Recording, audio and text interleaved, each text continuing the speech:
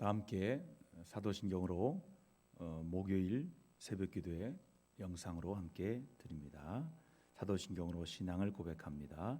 나는 전능하신 아버지 하나님 천지의 창조주를 믿습니다. 나는 그의 유일하신 아들 우리 주 예수 그리스도를 믿습니다.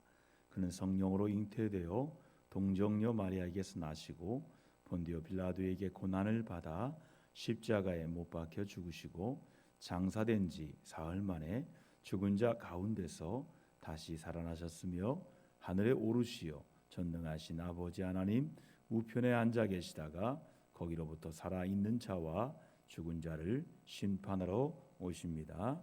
나는 성령을 믿으며 거룩한 공교회와 성도의 교제와 죄를 용서받는 것과 몸의 부활과 영생을 믿습니다. 아멘. 찬송가 184장 1절과 4절만 부르시겠습니다. 찬송가 184장입니다. 볼길 같은 주 성령 간구하는 우리에게 지금 강림하셔서 영광 보여주소서. 성령이여 임하사 우리 영의 소원을 만족하게 하소서. 기다리는 우리에게 불러 충만하게 하소서. 구속하신 주께서 약속하신 성령을 믿고 간구하오니 지금 내려주소서. 성령이여 임하사 우리 영의 소원을 만족하게 하소서. 기다리는 우리에게 불러 충만하게 하소서. 아멘. 오늘도 감사기도로 함께 365일 감사기도 드립니다. 우리의 찬양과 영광을 받으시기에 합당하신 하나님을 우리 아버지라 부르게 하시니 감사합니다.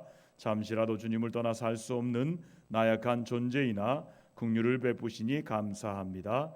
나를 위해 죽으시고 부활하시어 새 생명 주심에 감사합니다. 오늘 하루 허락하신 하나님 앞에 작은 일에도 감사하며 살게 하소서. 우리에게 사명 주셔서 이웃을 돌아보며 복음을 전하게 하시니 감사합니다. 삶의 기쁨을 함께 나누도록 아름다운 가정 주심에 감사합니다. 날마다 일용할 양식을 얻도록 일터를 허락하심에 감사합니다.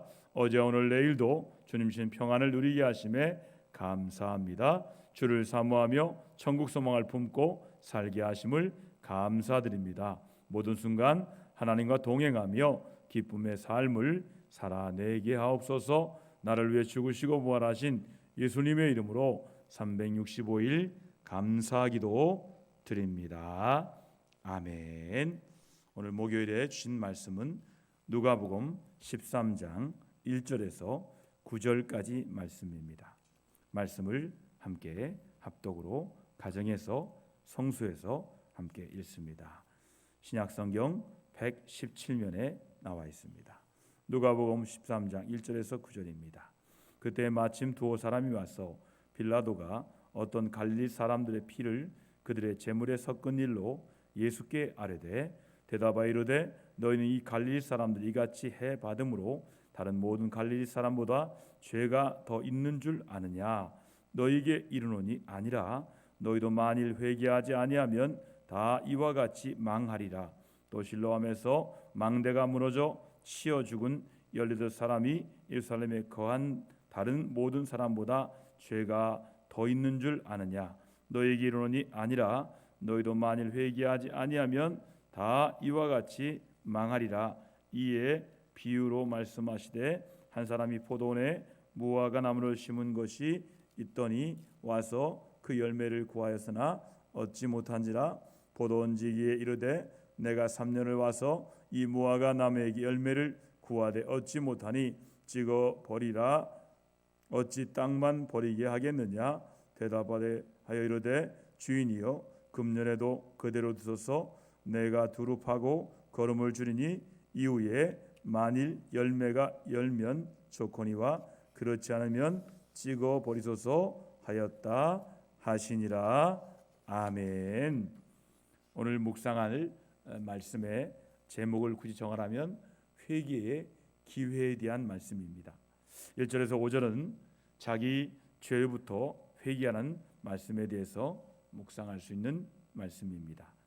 6절에서 9절은 무화과 나무에 주어진 기회에 대해서도 묵상하라는 말씀입니다. 오늘 짧은 말씀이지만 이 아침 이 새벽에 묵상할 말씀을 구체적으로 나누면 이렇습니다.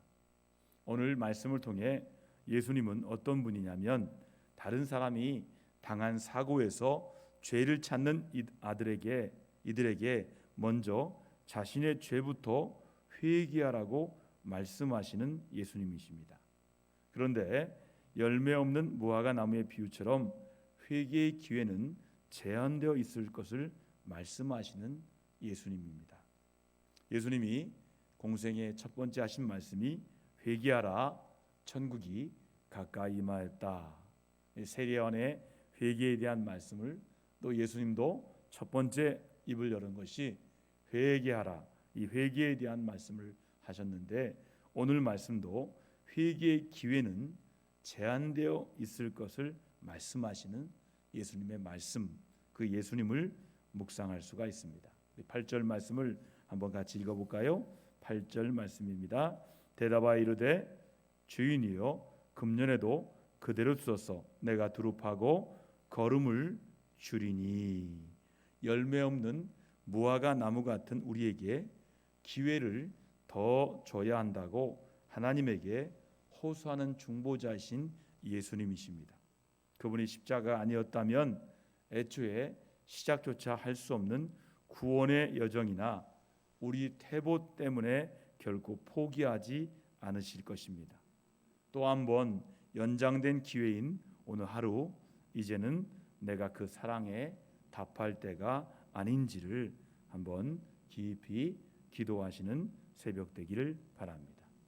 십자가의 사랑에 내가 답하는 하루가 되기를 축원합니다. 오늘 말씀 속에서 교훈과 이 마음의 감동이 무엇이 있을까요? 1절에서 5절은 타인의 고난에 대해 함부로 해석하고 충고하는 일을 멈춰야 한다는 말씀입니다. 그 사람이 어려움에 처한 이유는 나보다 더 죄가 많기 때문이 아니라는 거예요. 영적 우위에 서서 그 사람의 죄를 지적하고 잔인한 충고를 건네도 될 만큼 나는 결코 의롭지 않다는 겁니다.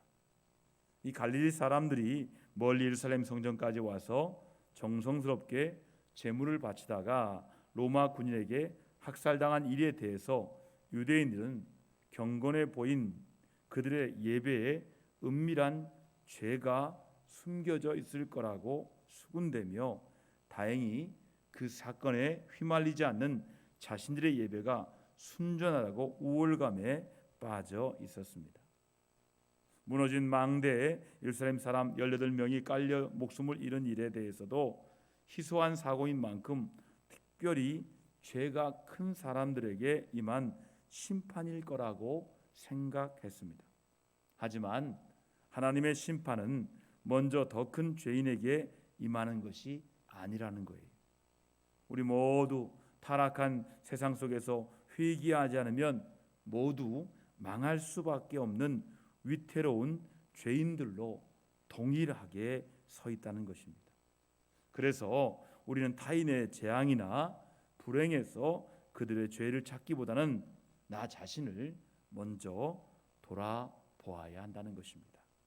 명절에 서로 만나면 서로에 대해서 자신에 대해서 말하시고 자신을 돌아보는 말을 많이 할 때 서로 은혜가 되는 이야기가 될 수 있는 것입니다. 남의 이야기할 때는 은혜가 안 됩니다. 나를 돌아보는 이야기, 나의 이야기를 해야 돼요. 남의 불행에 대해서 이러쿵저러쿵 말하는 것보다는 나 먼저 돌아보는 귀한 명절로 보내시는 여러분 되기를 바랍니다. 6절의 9절 말씀 보니까 3년을 기다려도 포도원에 심은 무화과 나무에 열매가 없자 그 나무를 찍어버리려고 명령한 주인처럼 하나님은 장차 우리를 회개의 열매로 판단하실 것이라는 겁니다. 하나님이 무엇으로 판단한다고요? 우리 회개의 열매로 판단하시는 거예요. 여러분, 포도원지기가 1년을 더 요구한 것처럼 우리는 다시 얻은 기회의 시간을 살고 있는 중이라는 거예요. 회개의 기회는 제한되어 있습니다. 남의 죄에 대해 이러쿵저러쿵 할 시간이 나에게는 없다는 거예요. 회개의 기회인 바로 지금 내 죄부터 내 죄를 회개해야 한다는 거예요. 죄책감만 해소하는 말과 마음뿐인 회개 말고 그 진실함을 하나님과 사람 앞에서 삶의 열매로 증명할 수 있는 회개해야 한다는 겁니다. 경건의 언어로 치장한 무모한 회개 말고 죄악의 습관을 구체적인 경건의 습관으로 대체할 수 있어야 되는 거예요. 정말 회개했으면 그의 습관까지도 바뀝니다. 여러분, 특별히 명절을 맞이하여서 서로에 대한 잘못된 습관들 다 고백하고 경건의 습관으로 대체할 수 있는 회개의 역사가 나타나기를 우리 주님이 원하십니다. 오늘 새벽에 주신 말씀을 통해 회개의 기회를 놓치지 말게 해달라고 여러분 기도해 주시기 바랍니다. 오늘 새벽에 말씀을 통해 나부터 회개하게 해달라고 기도를 드리시기를 바랍니다. 우리 조용히 말씀을 통해 나의 죄의 회개와 공동체의 죄의 회개를 위해서 기도합시다. 오늘 하루 설날 명절 첫날 일정과 가족들과의 안전한 만남을 위해서 기도해 주시기 바라고, 코로나19로부터 가정과 성도와 자녀를 지켜 보호해달라고 연로하신 분들, 환우들을 위해서 기도하시고 치유 회복이 필요한 분들을 위해서 기도해 주시기를 바랍니다. 설 명절을 위해서 기도해 주시기 바랍니다. 가족 구원과 안전한 만남과 지혜로운 만남을 위해서 기도하시기 바랍니다. 새벽 기도회, 수요 기도회, 주일 예배, 성전 예배 회복을 위해서 기도하시고 대전과 성시와 또 온 우리나라의 성시화를 위해서 기도해 주시기를 바랍니다. 동성으로 1, 2분간 말씀 묵상하면서 함께 그 자리에서 기도하겠습니다. 기도합니다. 하나님 아버지, 오늘 말씀을 통해 회개의 기회를 놓치지 않기를 원합니다. 다른 사람의 죄를 말하기 전에 나의 죄를 생각하며 먼저 회개하기를 원합니다. 공동체의 회개를 또한 하기를 원합니다. 우리가 속하 있는 가정과 교회의 죄악을 생각하며 나도 그 죄인 중에 한 사람을 고백하며 회개하는 귀한 날 되게 하여 주옵소서. 설날 만나면 자신의 죄를 고백하며 은혜로운 만남 되도록 인도하여 주시고, 가족들 간의 안전한 만남 되게 하시고 지혜롭게 만나도록 하나님 붙들어 주옵소서. 5인 이상 집합 금지 명령이 내리기 때문에 지혜가 필요합니다.